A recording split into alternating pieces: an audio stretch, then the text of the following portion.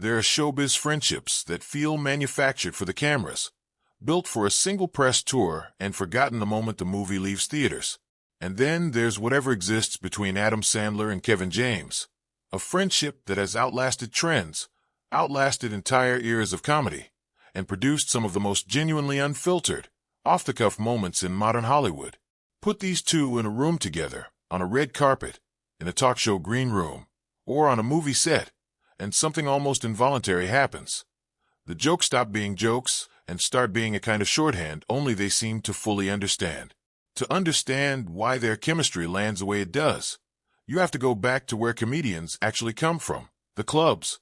Long before either of them was headlining anything, Sandler and James were part of a generation of stand-ups who cut their teeth in the same rooms, waiting for stage time, watching each other bomb and kill on the same nights.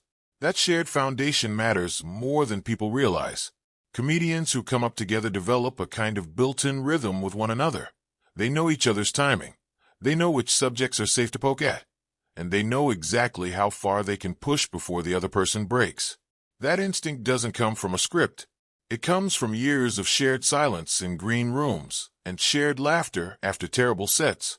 By the time the two of them started appearing in projects together, that rhythm was already fully formed. Audiences could feel it. There's a specific kind of on-screen chemistry that can't be written into a script no matter how good the writer is. It has to already exist between the actors, and the camera just happens to catch it. Sandler and James have that. Watch any scene the two of them share in their ensemble comedies, and there's a looseness to it, an unpredictability. Like the film itself, can barely contain two people who are clearly having more fun than the audience is. Part of what makes their dynamic so entertaining is how different they are on the surface, which somehow makes the friendship funnier rather than more strained. Sandler has built a career on a kind of deadpan absurdism. He can deliver the most ridiculous line in the world with a completely straight face, letting the joke land purely because of how little effort he seems to be putting into selling it. James, on the other hand, has always leaned into physical comedy, into big reactions, into a kind of everyman exasperation that makes him the perfect scene partner for someone as understated as Sandler.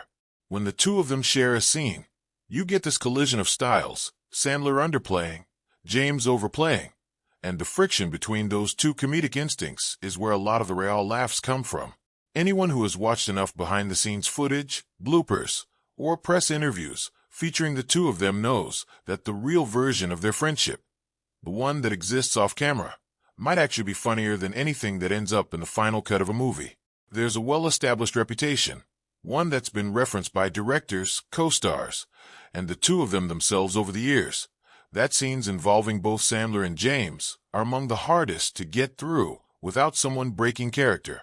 It's become something of an open secret on their sets.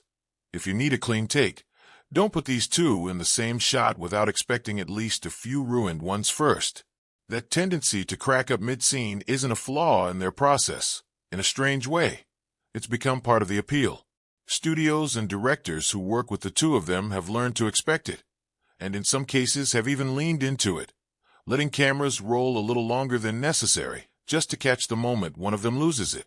Some of the most memorable clips that circulate online from their films aren't even the scripted jokes. They're the outtakes, the moments where James can't hold back a laugh at something Sandler improvised, or where Sandler's deadpan finally cracks because James committed a little too hard to a bit. Their sense of humor together tends to gravitate toward a very specific, very familiar kind of comedy, one built around good-natured ribbing rather than mean-spirited insults. It's the kind of humor that exists specifically between people who trust each other completely, the kind where an insult is actually a form of affection. Watch enough interviews with the two of them, and you'll notice a pattern. James will make some self-deprecating comment about his own appearance, his weight, his age, or his general place in the world, and rather than letting it go, Sandler will pile on with a follow-up that somehow makes it funnier instead of crueler. It's a comedic instinct that requires real trust, the kind of trust that only comes from decades of friendship, not from two actors who met on a press junket a month before a movie's release. That trust extends beyond just the joking. Over the years, the two of them have built something resembling a professional ecosystem. Sandler's production company has been behind several projects that gave James starring roles, and in turn, James has become one of the most reliable and recognizable members of what's often referred to, half-jokingly, as Sandler's on-screen crew. It's a group of familiar faces that recur across his films, giving audiences a sense of continuity from project to project, almost like checking in with old friends every time a new movie comes out. James occupies a unique place in that group, not just a supporting player, but someone Sandler has repeatedly trusted with lead roles, top billing, and the kind of comedic spotlight that isn't handed out lightly in an industry built on competition. What makes their public appearances together so consistently entertaining is the unpredictability of it all. Neither of them seems particularly interested in sticking to talking points or promotional scripts when they're together. Put them side by side on a talk show couch, and the conversation tends to veer immediately away from whatever the movie they're supposed to be promoting actually is. They'll get sidetracked by an old story, a running joke from set, or some completely unrelated tangent that neither of them seems to want to let go of. Hosts have learned over the years that interviewing the two of them together requires a certain amount of surrender. You can have your questions prepared, but there's a good chance the interview is going to go somewhere else entirely, and the audience is usually better off for it. There's also something to be said for how physical their comedy becomes when they're together, even outside of scripted scenes. James, a former stand-up known for his commitment to physical bits, and Sandler, who has never been shy about full-body comedic commitment either, seem to bring out an almost competitive energy in each other during interviews and public appearances, as if each is trying to top the other's last bit rather than simply coexisting in the same conversation. It's less a back and forth than a kind of improvised one-upmanship, and audiences have come to expect it whenever the two share a stage. Longtime fans of both actors often point to the ensemble comedies they've made together as the clearest evidence of their chemistry, but it's worth noting that some of the funniest material involving the two of them has never made it into a finished film at all. Gag reels, DVD extras, and behind-the-scenes footage released over the years have shown just how often scenes had to be reset because one of them broke, laughed, or went off script in a way that made it unusable but undeniably entertaining to watch. In an industry where so much is calculated, rehearsed, and market-tested, there's something refreshing about two performers who apparently cannot always keep it together in front of each other, no matter how many times the camera resets. Their friendship also reflects something bigger about the community they came up in.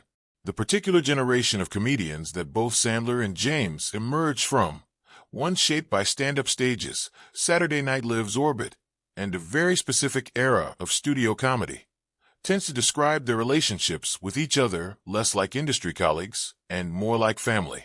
It's not uncommon to hear members of that circle talk about spending holidays together, showing up for each other's kids' events, or simply staying in each other's lives long after the professional reasons for doing so have expired.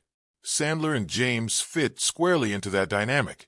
Their friendship isn't confined to movie sets or press tours, by most public accounts. It extends into their personal lives in a way that gives their on-screen chemistry an authenticity that's difficult to fake. That authenticity is probably the single biggest reason audiences keep responding to them, film after film, interview after interview. In an era where so much celebrity interaction feels curated for social media, where every joke seems workshopped for maximum shareability, Sandler and James together read as something closer to unfiltered. Whether that's the reality or simply a very well-honed comedic persona built over decades of practice almost doesn't matter. The effect on screen and in interviews is the same. People believe it because on some level, it's rooted in something real. Two guys who've known each other since before either of them was famous, who happen to still find each other ridiculous, and who have never really stopped riffing on each other the way they probably did in some comedy club green room 25 years ago. That's ultimately what separates their dynamic from so many other celebrity pairings that get marketed as friendships. It isn't a partnership dreamed up by a studio marketing team or assembled for a single buddy comedy and then abandoned. It's a genuine,